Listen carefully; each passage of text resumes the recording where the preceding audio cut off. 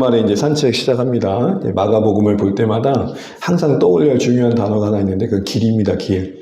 여러분 복음서마다 읽어보시면 조금씩 다르구나를 느끼게 되고 같은 사건임에도 불구하고 표현이라든지 그 어떤 서술의 방식이 주안을 두고 있는 부분, 뭐에 더 강조를 두고 있냐의 부분이 다르다는 것을 보게 됩니다. 그것은 그 성경을 기록할 때에 그 성경을 듣는 자들을 고려한 것이죠. 어쨌든 마가복음을 볼 때는 길, 또 다른 말로 제자도를 생각하시면 좋겠습니다. 그래서 보통은 요한복음을 보게 되면 예수님이 예루살렘을 3번 방문합니다. 그런데 마가복음에서는 딱 한 번만 방문. 그러니까 여정을 심플하게 만든 거예요. 그래서 갈릴리에서의 사역, 예루살렘에서의 사역, 그 가는 길 이렇게 되어 있습니다. 그래서 길 이후에서의 대화 속에서 진짜 제자도는 뭔지, 그 길을 가는 게 뭔지 다시 한번 생각해 보게 되는 여정이 되면 좋겠습니다. 오늘은 이제 가버나움의 이제 본격적인 공생의 사역의 시작의 부분들을 살펴보도록 하겠습니다. 오늘 본문을 보시게 되면 21절에 이렇게 되어 있죠. 우리 같이 한번 읽어볼까요? 시작. 그들이 가버나움에 들어가서 예수께서 곧 안식일에 해당에 들어가 가르치심에, 그들이라는 것은 이제 예수님과 함께 제자들을 말합니다. 그럼 가버나움 성경에 뭐 많이 나오잖아요. 기본적으로 어느 정도 위치에 있는지 좀 알면 좋겠는데요. 갈릴리 호수 많이 들어보셨죠? 갈릴리 호수의 북쪽에 약간 서쪽에 치우친 지역에 있습니다. 그림을 보면 요 위치입니다. 요 위치. 혹시 우리 중에 이제 성지순례 한번 가보신 분이 계신지 모르겠지만 가면 항상 필수 코스가 갈릴리 호수 아닙니까? 저도 이제 신학교 졸업할 때 갈 만한 기회가 있었는데 뭐 사역 이런 이유로 가지 못했습니다. 그러면서 제 나름대로 한 이야기는 굳이 가야 하나님을 만나나 뭐 이런 식으로 그런 생각을 해봤는데, 어쨌든 가게 되면 좀 더 풍성하게 성경을 좀 더 입체적으로 볼 수 있는 그런 마음들이 더 다가온다고 하시더라고요. 어쨌든 가버나움은 갈릴리 호수의 이제 북쪽의 서쪽입니다. 이 말은 무슨 말이에요? 경계입니다. 경계. 그러니까 여기에 로마군이 많이 주둔해 있었고 시대적으로 경계라는 측면에서는 다른 지역과의 도로의 접촉점이 있었습니다. 그래서 주요 무용로가 흐르고 있었습니다. 그러니까 갈릴리 호수 중에서도 약간 약간 번화가와 같은 지역이라고 할 수 있겠죠. 근데 예수님의 어떻게 보면 되게 많은 기적들과 이적들의 사역이 가버나움에 집중되어 있다는 것도 좀 관심 가지고 하는 부분인 것 같습니다. 예수님 태어나신 곳, 자라신 곳이 어디예요? 자라신 곳이? 나사렛이잖아요, 나사렛. 그러니까 나사렛에서 여기서 상당히 머물고, 제가 알기로는 트래핑 코스라 그러나요? 나사렛에서 가버나움까지 걷기 할 수 있는 그런 트래핑 코스가 돼 있대요. 그런 관광 코스도 있고. 여러분 별로 이스라엘 관심이 없이군요. 그렇죠? 우리 좀 별로 나와도 상관없는, 그죠? 굳이 거기까지 갈 필요가 뭐가 있어요, 그렇죠? 어쨌든 이런 어떤 구조를 갖고 있고, 이름은 위로의 마을입니다. 참 이름이 따뜻하죠. 가버나움 자체가 위로의 마을. 어쩌면 예수님께서 주독 이곳에서 또 많은 사역들을 펼치셨던 것 중에 하나는 이런 어떤 진정한 위로자가 무엇인지를 보여주기 위한 어떤 배경도 있지 않을까 싶은 생각을 좀 해보게 됩니다. 근데 이 가버나움에서 어디에 들어가셨다 그러죠? 이게 지금 현재 가버나움 모습이에요. 관광지고요. 여기 보시면 여기 가버나움이라고 하는 그 해당, 한 이 당시에 10,000명 정도 살았다고 하니까 해당 터도 상당히 넓었겠죠. 이 해당 터가 조금 더 가까이 보면 이렇게 되어 남아 있습니다. 관광지 가면 이렇게 볼 수 있대요. 제가 표시는 안 해놨는데 가버나움 해당터 바로 오른쪽에 보면 약간 평평한 지붕이 있잖아요. 거기 이제 베드로의 집으로 되어 있습니다. 우리가 이제 다음 주에 살펴보겠지만 이렇게 안식일에 해당해서 일을 하신 뒤에 곧장 베드로의 장모 집에 가잖아요. 바로 그런 의미에서 옆에 베드로의 기념집으로 이렇게 마련했다고 합니다. 어쨌든 이게 회당인데, 회당은 조금 우리가 상식적으로 알아야 될 것 같아서 다시 한번 설명을 해보면 성전과는 구별되는 겁니다. 그러니까 여러분 다 아시는 것처럼 남유다가 이스라엘이 이제 남겨진 마지막 나라일 때, 바벨론에 망할 때 이제 성전까지 망해요. 성전까지 망한 다음에 이들이 이제 다시 돌아오게 되는 역사가 있잖아요. 그 과정에서 곳곳에서 흩어졌던 사람들이 성전의 역할을 대신할 만한 곳을 삼았던 게 해당입니다. 그러니까 그런 의미에서 이스라엘 백성이 흩어진 그곳에서 하나님을 예비하는 처소로. 근데 그것만 했던 게 아니라 교육하고 교제하고 또 이방인 중에 유대교에 들어오고 싶은 사람들을 돌보는 장소로, 나그네를 섬기는 장소로 사용되었던 거죠. 그래서 어떤 목사님은 이 해당을 보면서 교회의 그림을 그린 분도 계시더라고요. 그러니까 보통 여러분 교회를 지으면 공간 중에 가장 큰 비율을 차지하는 공간이 어디예요? 크게 짓는 곳이 어디예요?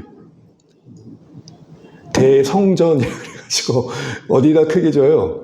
보통 우리식으로 하면 예배 공간을 그냥 어마무시하게 짓잖아요. 그리고 뭐 소그룹이라든지 그런 고온이 없는 건 아니지만 상대적으로 상당히 작게 짓죠. 근데 이거는 그러는 거예요. 오히려 이 해당의 역할이 교회의 역할이 이어져 간다면 조금 더 다양한 어떤 활동을 할 수 있는 공간. 너무 그러니까 예배당 공간 사실 예배당 공간은 매주 쓰거나 매일 쓰는 게 아니잖아요. 어떻게 보면 일주일에 한 번 쓰는 공간을 너무 크게 잡아버리면 조금 교회가 건물로서의 그 기능을 효과적으로 할 수 없겠다. 뭐 이런 얘기도 하시더라고요. 어쨌든 해당은 조금 더 종합적인 측면에서 보게 되면 성전과 다르게 함께 모여 예배하고 또 율법을 교육하고 그리고 교제하고 그래서 이스라엘 백성이 어디에 흩어졌든 간에 10명 이상 모인 곳에는 해당이 있었어요. 그래서 거기서 뭘 했어요? 신앙의 중심을 잡고 서로의 삶을 돌봐줬던 거예요. 그래서 여러분 유대인들이 모인 곳은 서로를 잘 살펴주잖아요. 그런 문화들이 해당과 함께 맞물려 있는 겁니다. 자, 이런 곳에 오늘 예수님이 가신 거예요. 근데 이곳에서 예수님이 오늘 말씀을 나누시는데 어떤 배경 속에서 나누게 되냐면 이건 상식적으로 좀 아시면 좋겠습니다. 당시에 주로 해당에서 안식일에 예배할 때 주로 메신저는 누구였냐면 서기관들, 전문 성경 교사들, 그리고 종종 바리새인들. 그런데 지금 예수님은 이 두 가지로 해당되지 않으시잖아요. 근데 어떻게 하셨을까? 그때 해당장이 사회자인데 혹시 이제 해준 가운데 조금 이렇게 가르칠 만한 사람을 세워서 잠시 말씀을 나눌 기회를 주는 그런 배경 속에서 예수님이 오늘 안식일에 말씀을 가르치는 시간을 가질 수 있었던 겁니다. 근데 하나님 우리가 주목해 볼 것은 이 마가복음의 편집상 나를 따르라 하면서 제자들을 부르신 그 부르심 뒤에 예수님은 어떤 모습으로 비춰지고 있냐면 가르치시는 분으로 비춰지고 있는 것을 우리는 주목해야 됩니다. 그러니까 예수님을 따른다는 것은 맹목적인 게 아니라는 거예요. 우리 보통 덮어놓고 믿는다. 그걸 믿음으로 생각할 때가 참 많잖아요. 고민하지 마. 이렇게 사각적 생각하지 말라고. 그냥 따라가는 거야. 따라가는 거야. 그래서 이제 무지성 신앙이라 무지성. 박지성 말고요. 하여튼 이런 뭔가 고민하는 것 자체가 되게 정죄받는. 여러분들 생각을 해야 되고 의심을 해야 되고 의문을 던지고 질문해야 돼요. 성경의 수많은 일부들 보십시오. 의문을 갖잖아요. 그러면 여러분 심지어는 에레미야를 보면서도 스트레스 많이 받았나 보다. 제가 그런 생각이 딱 들었거든요. 오늘 말씀인가요? 이거 보게 되면은 에레미야가 하나님께 그러잖아요. 당신은 속이는 시냇물입니다. 어떻게 하나님한테 그런 말을 써요? 속이는 시냇물이 무슨 말이에요? 물이 있는 줄 알고 갔더니 물이 없어. 그럼 어떻게 생각해 우리는? 사람이 이러면 안 되지 뭐 이런 말 같잖아요. 그러니까 하나님 뜻대로 하면은 잘 된다면서요 하고 갔는데 정작 그 결과는 전혀 다른 거 만났을 때 이렇게 표현하는 거예요. 에레미야가. 하나님 당신은 속이는 시냇물입니다. 아씨 어떻게 하나님한테 이렇게 항변할 수 있죠? 그만큼 에레미야가 뭐가 있어요? 스트레스가 있어요. 그럴 때 하나님께서도 말씀하시기를 내가 너를 놋성읍처럼 철강성처럼 강건하게 하겠다 하고 또 이게 오늘 소망의 말씀을 또 보여주시잖아요. 그러니까 이게 뭘 보여줄까요? 우리 자꾸 들어야 되는 거예요. 저도 포함해서 우리 모두가 자꾸 들어야 돼요. 네, 들어야 돼요. 바꿔 말하면 뭘 듣고 있느냐가 내 마음의 중심이 어느새 중심이 자리 잡고 있는 거죠. 자, 이런 의미에서 이런 구조를 우리가 보면서 배울 교훈이 있는 것 같습니다. 자연스럽게 따르라는 말씀 뒤에 예수님이 교사로서 자신을 계시하실 땐 그런 의미가 있다는 겁니다. 이렇게 가르치실 때 1장 22절 같은 반응이 나옵니다. 사람들의 반응이 마가복음은 초점이 예수님이 그때 뭘 가르쳤냐에 있지 않아요. 특별히 마태복음은 무엇을 가르쳤냐를 더 많이 기록해요. 그런데 마가복음은 그때 사람의 반응이 어땠냐라는 거예요. 왜 그렇게 할까요? 여러분 제가 영화를 봤어요. 영화를 봤는데 영화 이야기를 안 하고 그때 영화 관객들의 반응을 얘기하는 거예요. 야, 진짜 사람들이 대박이었어. 막 울고 막 웃고 그냥 영화관 전체가 아주 그냥 익사이팅했어. 그러면 그 듣는 사람은 영화가 궁금할까? 안 궁금할까? 네, 영화가 이제 궁금해지기 시작하는 거예요. 그러니까 마가의 전략은 뭐냐면 사람들의 반응을 통해서 그 반응의 대상이신 예수님을 궁금하게 만드는 전략이 그런 거예요. 마태복음은 차분하게 예수님이 하신 말씀을 설명하는 측면이라면 마가는 이 빠른 시간에 진행해야 되다 보니까 가장 효과적인 방법은 뭐예요? 내가 영화를 봤는데 말이야 서론을 읽고 보론을 읽고 이렇게 하는 것보다 야, 영화 보는 사람들의 반응이 장난 아니었어. 그러면 그걸 듣는 사람에게 어떤 마음이 들어요? 아 나도 한번 봐야겠다. 근데 사람들 반응이 어떻게 소개되죠? 일단 그거 듣고 놀랬어요. 놀랬다는 건 뭐예요? 상당히 충격을 받았다는 거예요. 이게 뭔가 평소와 다른 어떤 충격적인 반응이, 어떤 신선한 반응이 그들 안에 와 닿았다는 거죠. 그러면서 이유를 말할 때 예수님의 가르침은 권위 있는 자 같았고, 권세 있는 자 같았고, 그에 반해 늘 들었던 서기관들과 같지 않았다 그럽니다. 그러면 여러분 먼저 서기관들은 어떠했는가를 생각해 볼 필요가 있죠. 여러분 서기관들은 우리식으로 말하면 성경 교사예요. 그 시대에 가장 탁월한 말씀의 전문가들이에요. 그런데 그들은 주로 어떤 식으로 설교를 했냐면 누구 랍비가 이렇게 말했습니다. 그리고 전통적으로 우리는 이렇게 하고 있습니다. 그 어떤 규칙과 규례를 나열하는 거였어요. 어떤 사람이 탁월한 랍비였느냐, 탁월한 서기관이었느냐, 가장 유명한 랍비를 많이 데려와서 이야기하는 사람. 그러니까 쉽게 말하면 우리가 어떤 이야기를 할 때 내가 아는 학자 누가 이렇게 말했고요, B라는 학자가 이렇게 얘기했고요. 그러면 여러분 그 사람이 어떻게 보여요? 되게 학식 있어 보이잖아요. 근데 그게 가장 능력 있는 모습이었어요. 그러니까 여러분 이걸 당연히 이것만 당연하고 들었던 사람들은 그런 줄 알겠죠. 그런데 예수님의 설교는 완전 신선했어요. 어떤 면에서 그랬느냐? 분명히 본문에서는 구체적으로 말하지 않는다고 그랬잖아요. 그래서 참고할 수 있는 게 마태복음인데 왜 마태복음을 참고할 수 있냐면 마태복음도 산상수훈의 결론을 이렇게 말하고 있거든요. 우리 7장 28절 29절 같이 한번 읽어볼게요. 시작. 예수께서 이 말씀을 마치심에 무리들이 그의 가르치심에 놀라니 이는 그 가르치신 것이 권위 있는 자와 같고 그들의 서기관들과 같지 아니함이로라. 오늘 본문의 반응과 같죠? 그렇다면 마가복음은 반응만 다루고 있지만 그 반응이 일으켰던 내용이 뭔지를 마태복음은 다루고 있으니 마태복음을 통해서 예수님이 대략 어떤 가르침을 주셨는지를 추정할 수 있겠죠.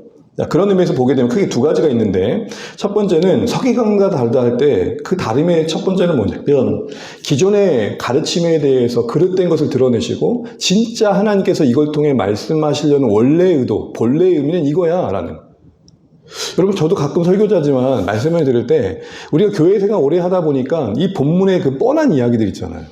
그렇게 알고 있는 예를 들어서 여러분 이렇게 가부의 헌금의 이야기 들으면 우리는 어떻게 주로 다 적용합니까? 네, 나도 없는 형편이지만 이 가부도 전부를 드린 믿음을 드렸으니 나도 뭐 해야 돼요? 네, 전부를 드렸다고 들었어요. 틀린 건 아니지만 사실 그 맥락을 보면 무슨 의미가 있냐면 그 앞뒤로 성전이 도둑질을 하고 있다고 얘기하고 있거든요. 그러니까 무슨 말, 당시 가부는 성전의 세금으로 돌봐야 대상이었어요. 그럼 어떤 맥락일까요? 돌봄의 대상까지 지금 헌금 받아내고 있다라는 거예요. 어떻게 읽으면 아주 쥐어짜고 있는 거예요. 그렇게 보면 지금 뭘 고발하고 있는지를 우리가 알게 되죠. 가부의 그 헌신 자체가 그렇게도 해석될 수 있는 부분이 있지만 맥락의 의미는 그렇게 보면 이 가부는 상당히 그 시대에 뭘 드러내는 걸까요? 성전이 성전답지 않은 하나의 예시가 되는 거예요. 그리고 이렇게 되면은 성경이 다시 보여요. 그러니까 당시에 예수님께서는 그들에게 이렇게 말씀하셨어요. 너희는 이렇게 들었지? 그러면서 당시에 서기관들이 하나님의 율법을 임의대로 해석해서 짐을 많이 부여했어요. 그 짐을 다 걷어내신 거예요. 그러니까 신앙이란 이름으로 신앙이 아닌 것들을 다 분별해내신 거예요. 여러분 우리도 오늘날 보게 되면 신앙이란 이름으로 하지만 신앙이 아닌 것들이 있단 말입니다.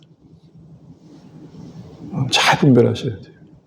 어떤 문화적인 측면에서 그것이 어떤 각자 하는 자들의 마음에는 의미가 있어서 하는 건 크게 문제되지 않겠지만 그게 보편화되어서 그게 뭔지도 모르고 그렇게 해야만 된다는 어떤 율례가 규례가 되고 강령이 되는 것도 문제가 되겠죠.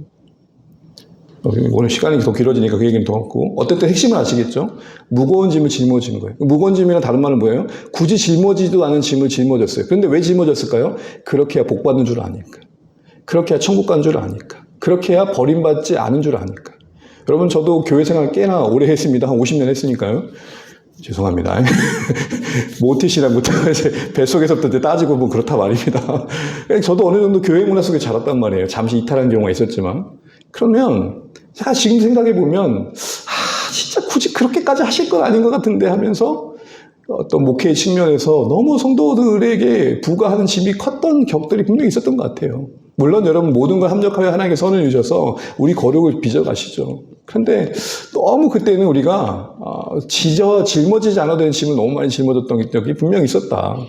이런 생각들을 지금 해보게 됩니다. 그래서 결국 하나님을 섬기는 게 그게 아닌데도 기독교의 어떤 신앙의 핵심이라 할 수 있는 기쁨과 자유가 없이 해방감이 없이 매여서 얽매여서 섬기는 거죠. 그런 그들에게 말하는 거예요. 그런데 나는 너희에게 말한다. 지금 이런 말을 이들은 처음 들어봐요. 다 서기관은 다 어떻게 했다고요? A 랍비가 이렇게 얘기했다. B랍비가 이렇게 얘기했다. C랍비가 얘기했는데 지금까지 자신이 내가 너희에게 말한다는 사람은 아무도 없었어요. 근데 내가 너희에게 말한다 할 때 내라고 하는 그 예수님 당신은 누구세요? 하나님 그분이시고 말씀을 주신 그분 당사자죠. 그러니까 쉽게 말하면 원자 직강. 아무리 제자들이 썰을 풀어도 그 책의 저자가 와서 강의를 하면 어때요? 여러분 스스로도 어떻게 느끼세요? 권위가 다르게 느껴지잖아요. 그러니까 성경의 말씀에 말씀을 주신 그 하나님께서 직접 아들 되신 예수님께서 이 땅에 오셔서 나는 이라는 권위를 가지고 말씀하시니 얼마나 다르게 들렸겠어요. 그리고 또한 그 원래 의미를 드러내시니 얼마나 신선했겠어요. 두 번째는 기존의 상식을 뛰어넘는 파격적인 교훈이었어요.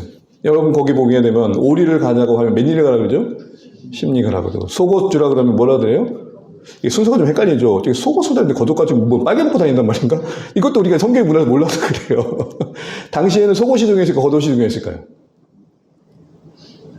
네, 뭐 나중에 이게 길어지니까 이렇게 질문을 던져내 궁금해 하시겠죠. 그러면서 뭐라고 말씀하시냐면 하나님의 온전하시까지 뭐하라? 온전하라. 지금까지 이런 말을 들어본 적이 없었어요. 하나님을 닮아야 된다는 말을 들어본 적이 없다고요. 이렇게 해야 하나님도 이렇게 복 주신다만 들었지. 그런 상황에서 하나님의 백성으로서 구별된 일상의 삶의 그 적극적인 사랑의 원리를 들은 거예요. 그러니까 이제껏 이 유대인들의 생각 속에는 어떤 게 최선이었냐면 뭐뭐 하지 않는 거. 그게 최선이었어요. 뭐뭐 하지 않는 게 최선이었는데 예수님의 말씀 속에 뭐가 있어요? 뭐뭐 하지 않는 것을 뛰어넘어 뭐 해야 될 것들이 있더라고요. 그런 적극적인 사랑의 실천들이 당시의 사람들에게는 상당히 새로웠고 그리고 무엇보다도 그 본래 의미 앞에 권위를 느꼈던 겁니다.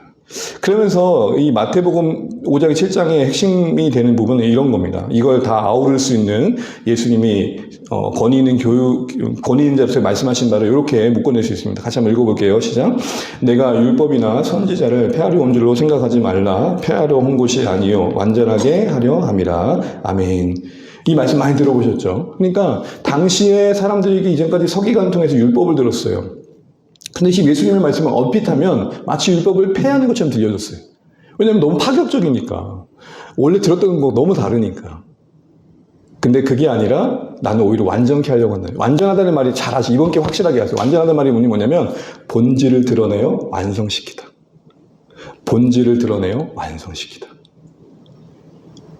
그럴 때 예수님의 교훈은 권위가 있었다는 거예요. 그럼 정리를 해보면 지금 예수님은 서기관들을 통해 들려지는 구약의 이 익숙한 율법의 내용들을 쭉 하나씩 다루면서 그 말씀의 본래의 의미, 잘못된 의미를 거두고 본래 의미를 드러내주시고 더 적극적으로 이 말씀이 말하는 사랑의 원리가 무엇인지를 알려주셨단 말이에요. 그럴 때 듣는 사람들의 마음속에 뭐가 느꼈다고요? 권위가. 아, 이게 본 의미구나. 그래서 여러분 권위란 말이 헬라어로 뭐라고 하냐면 우시아. 액이 뭐냐면 뭐뭐로부터 나오다는 건데 뭐로부터 나왔다고요? 본질로부터 나온 게 권위라는 거예요. 여기 이 동의가 되시죠? 정말 내가 앞에 있는 강사가 정말 그 중심의 본질이 정말 학생들을 사랑하고 또 그 학문에 뭔가 진심이고 그 모든 본질적인 것부터 우리 뭘 느껴요? 그 사람의 모든 가르침에 뭘 느껴요?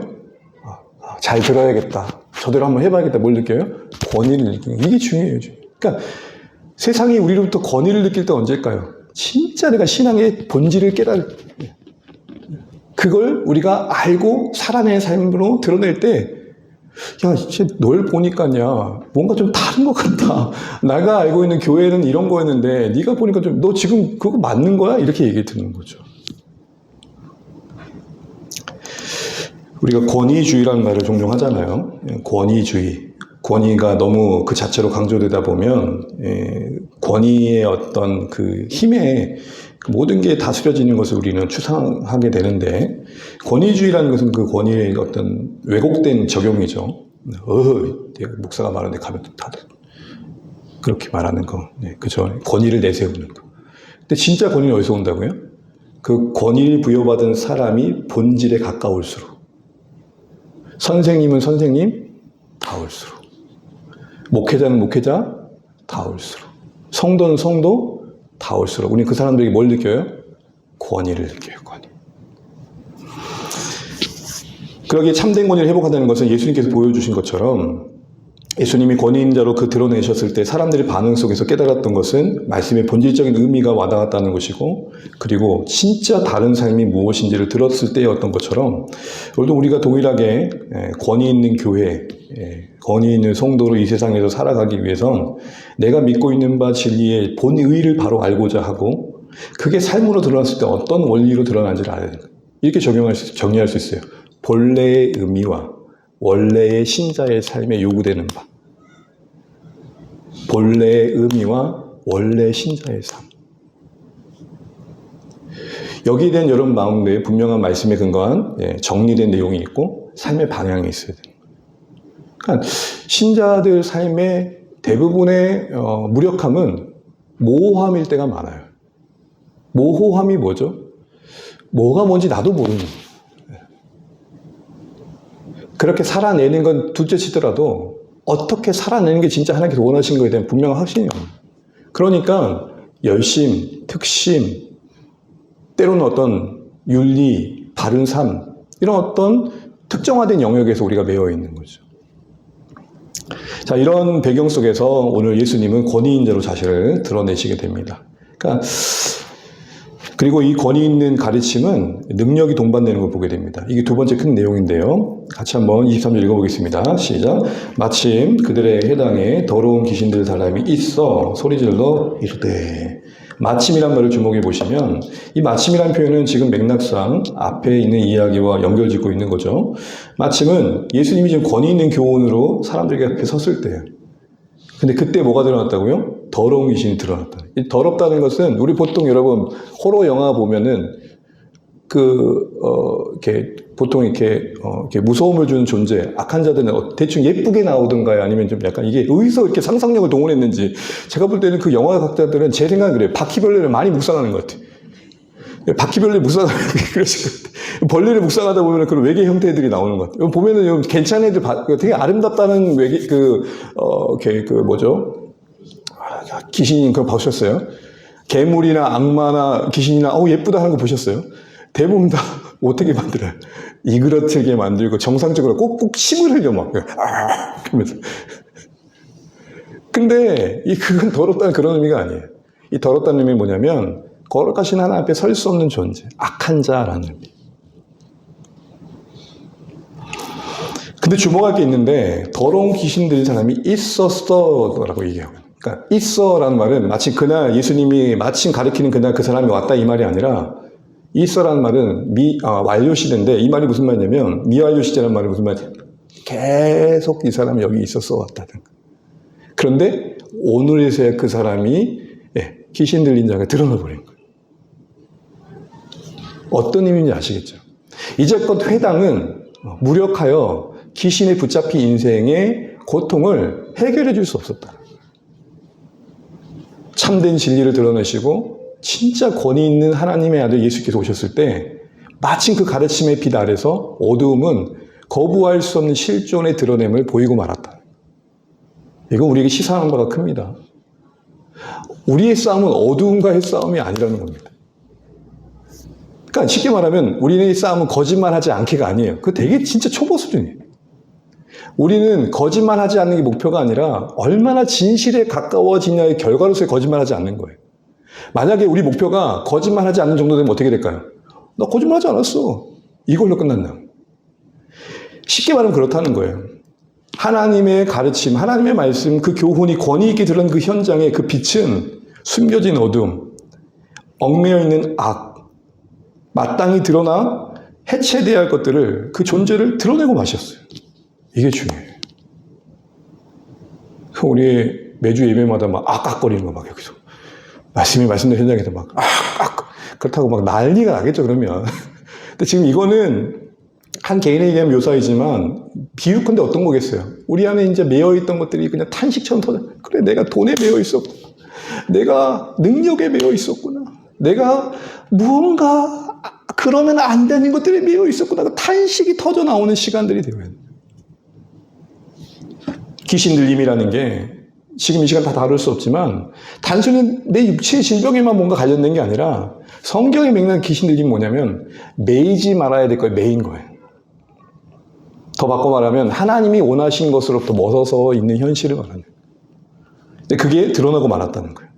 그 드러났을 때 예수님은 그걸 이제 이렇게 귀신을 쫓아내신 사건을 다루고 있는데 그 과정에 귀신이 자신의 커밍아웃을 하죠. 우리 같이 한번 읽어볼게요. 시작.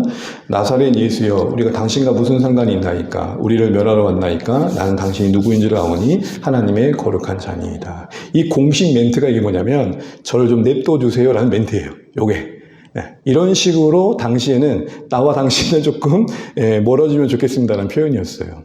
근데 가만 보세요. 이 더러운 귀신이 예수님에 대해서 고백한 지식은 정확해요? 틀려요? 아주 정확해요. 뭐라고까지 얘기해요? 하나님의 거룩한 자이십니다. 하나님 당신이십니다. 내가 누군지를 압니다. 그런데 더 중요한 건 그 알미, 이 악한 귀신으로만큼 그러기 때문에 예수님께 더 가까이 가게 했나요? 아니요. 그 알기 때문에 어떻게 말해요? 더 거리를 두려고 했죠. 지금 악한 귀신의 소원함은 뭐예요? 어떻게든 예수님과 또 멀어지는 게 소원이란 말이에요.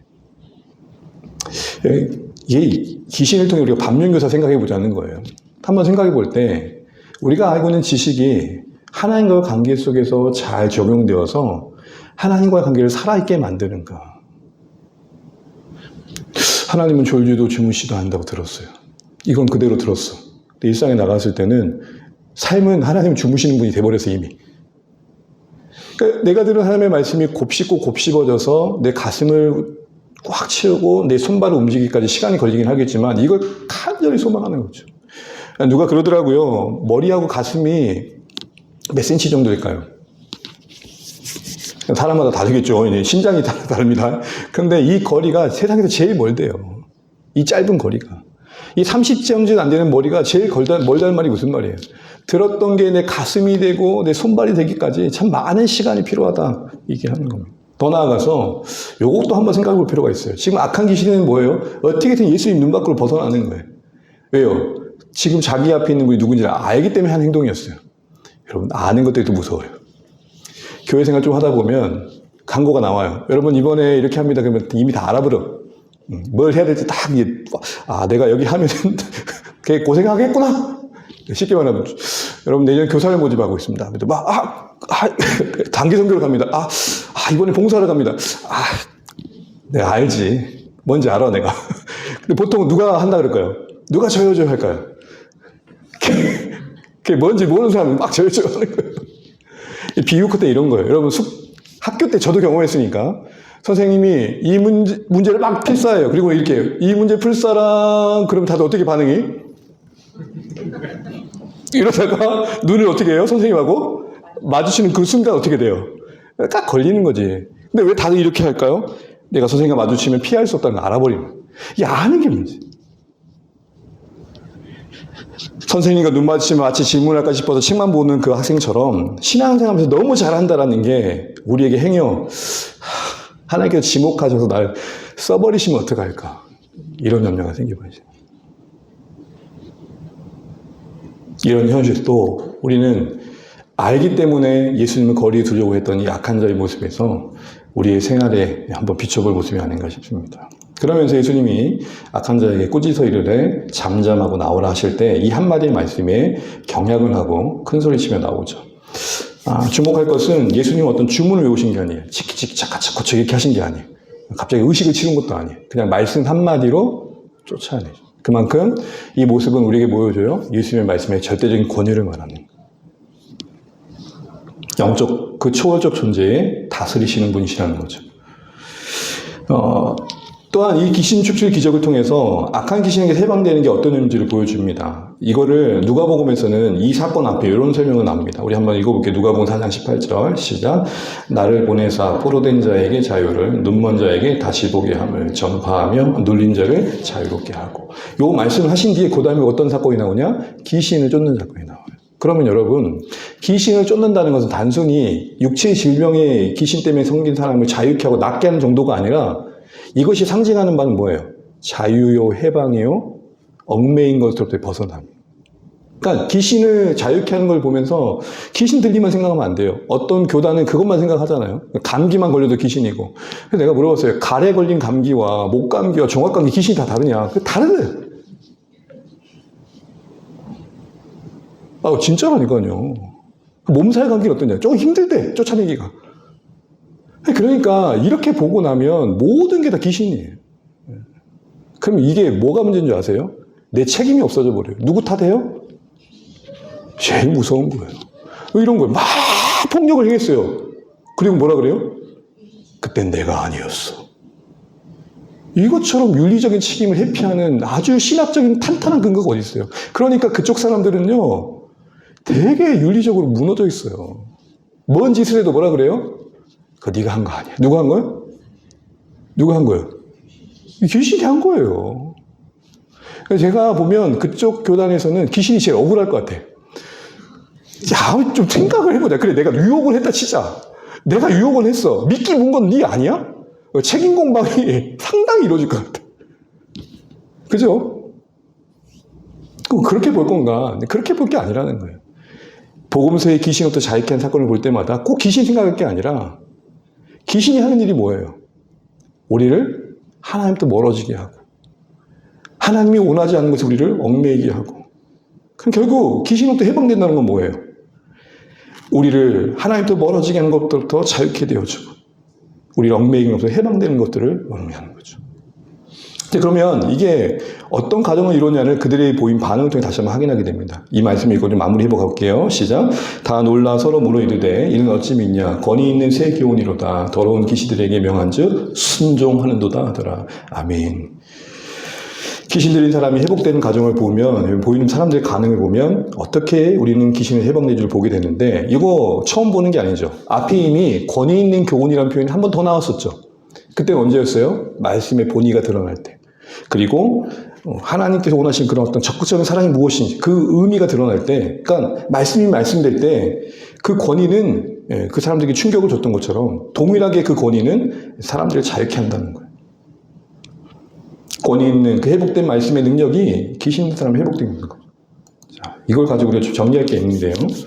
사람들은 참된 진리를 깨닫고 그 말씀의 충격을 받게 돼요. 말씀이 말씀된 현장에서. 더 나아가 그것은 단순한 내면적인 변화만이 아니라 우리 삶의 능력으로 해방되는 역사를 만들어낸다는 거예요.